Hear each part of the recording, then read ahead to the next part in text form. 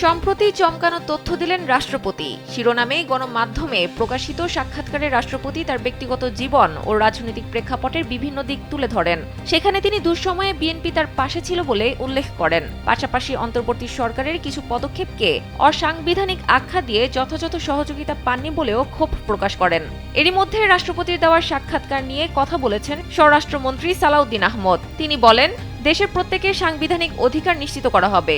দেশের মানুষকে প্রতিদিন সুরক্ষিত রাখার প্রত্যয় নিয়ে সেফটি কেবল সহ এলো সেফ সিলিং ফ্যান।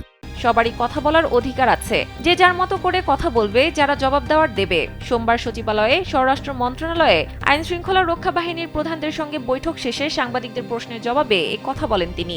এর আগে রাষ্ট্রপতির সাক্ষাৎকারে বিএনপি ও অন্তর্বর্তী সরকার নিয়ে করা মন্তব্যের বিষয়ে তথ্যমন্ত্রী জহির উদ্দিন স্বপন বলেন, বিষয়টি বিস্তারিতভাবে পর্যালোচনা করে সরকারের পক্ষ থেকে আনুষ্ঠানিক প্রতিক্রিয়া জানানো হবে।